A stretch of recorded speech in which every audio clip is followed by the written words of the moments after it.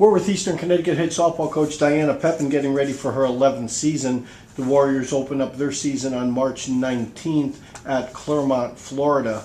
Di, you guys coming off another great season, went to the World Series for the second year.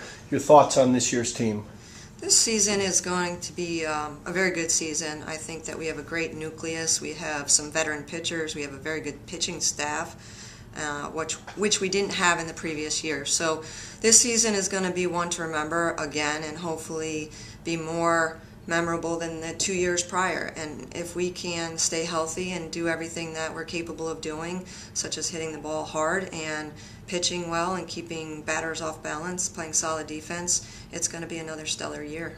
Talk about some of your top players that are back. You have a lot of players back, 15 letter winners and many starters. Talk about some of your top people. Our top people are obviously Molly Rathbun, who's a 3-time All-American. She's throwing the ball very well right now. It's actually breaking more than last year, so that's a positive. She is one of our constant hitters at the number 3 spot, so I'm looking for her to have a great senior year. We also have Ariel Cooper at third base, who's played there 2 years in a row and has quite the experience over there, playing in all 40-something games each season. So she'll do a nice job and is a power hitter behind Molly to kind of support Molly if they go pitch around Molly. So having Cooper at third is solidifying our defense with Kelly, who has played 2 years as well, is a very smart player. Kelly Patterson could play first or second. She's played second her freshman year and then first her sophomore year. And if she hits the ball well, then that's only going to add to our offense.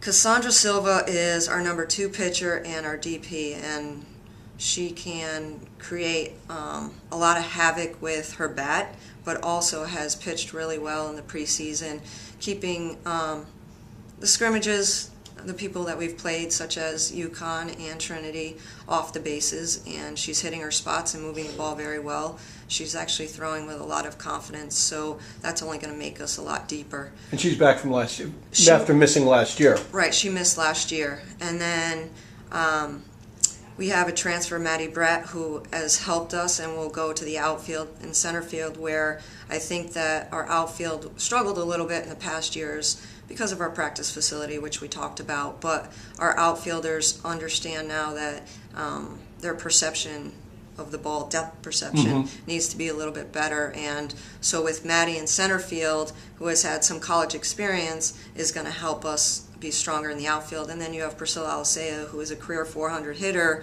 and is a mainstay in right field. And left field, whoever hits is going to play out there. It could be Steph Johnson, it could be Courtney Weber, it could be Shannon Martin, or Rosie Manzo.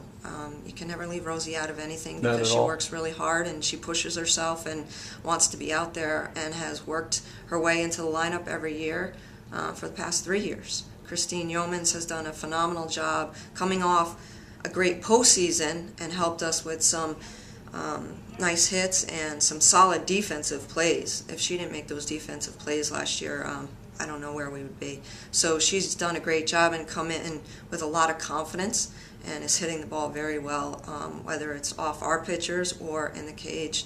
So she's going to add to second base as well. So I think we're really solid defensively. And offensively, we have a lot of power hitters, but we also have some speed on the bases where we can make things happen. So a team that is very solid and then has some depth behind them. So if someone's not performing, someone can step up to the plate and do something good for us and help us.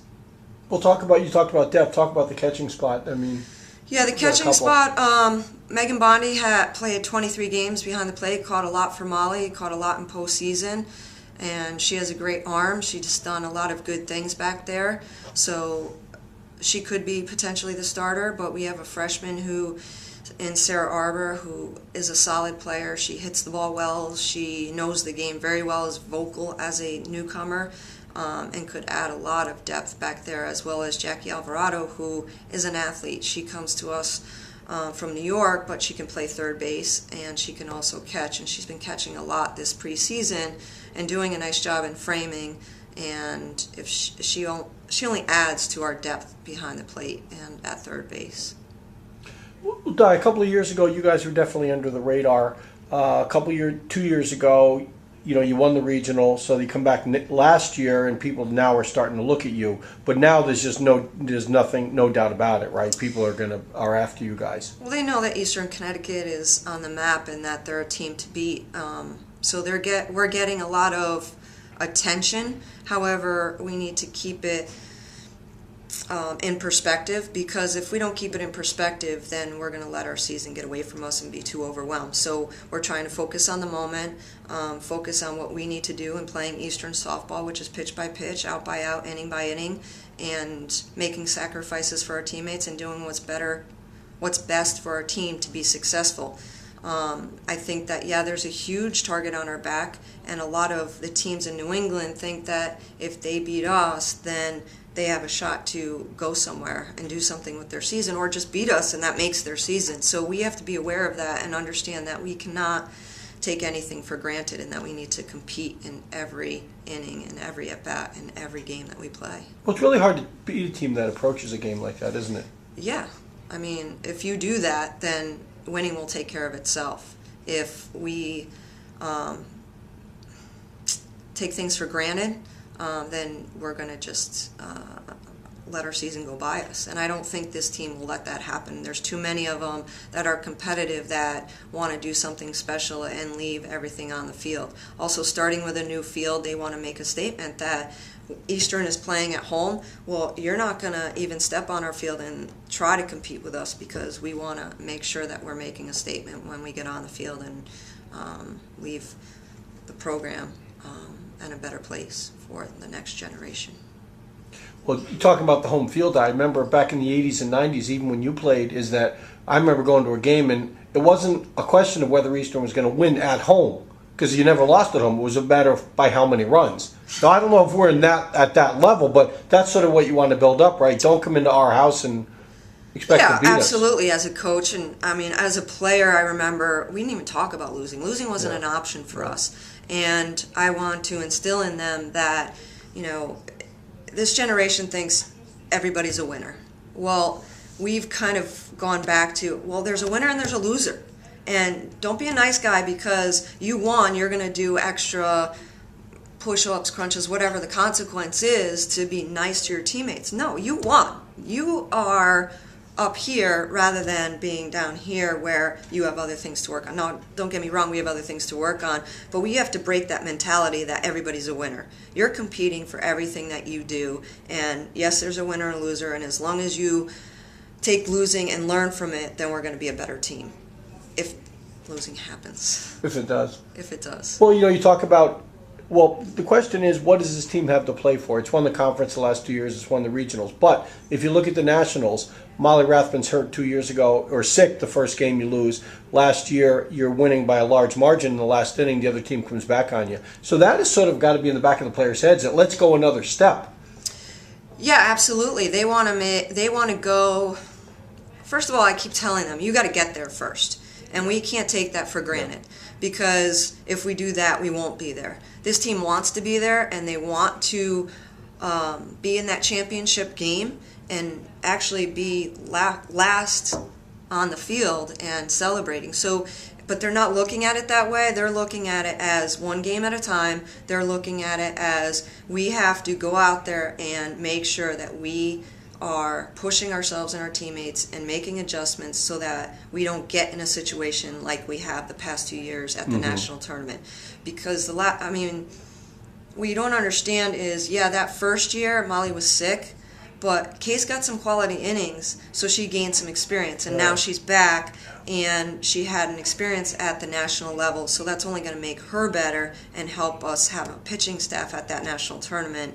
But also, you have a solid nucleus such as Cooper and Kelly Patterson and Molly and Priscilla, who know what it takes to go to the national tournament, and they're ready to do that and not just go there and participate. They want to win it all, and I think that that's the next step that they want.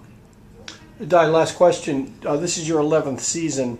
When you took the job 11 years ago, you wanted to get Eastern back to where it was. Are you there? Are you happy with the situation you're in right now?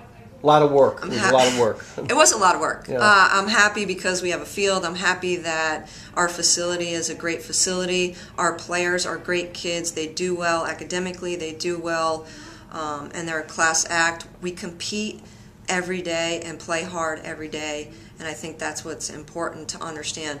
What I did with this program a couple years ago when I first, well, a few years ago, when I first took over, I tried to push it too soon and coached like we needed to get there right then and there. And understanding the process has allowed me to be a little bit more flexible with the players that we have and understanding the players that we have to recruit what we need to stay at this level. And so we're trying, Coach Manajay and I are trying to recruit players that are fitting in with our philosophy and what we want to do and compete at the national level every single year. And I think getting some quality kids that are playing travel ball that want to compete at the highest level is important. So yeah, I'm happy with where we are, but I'm not satisfied, and neither are other kids, and I think that's a good step to move in the direction of staying where Eastern once was, which was at the national level every single year.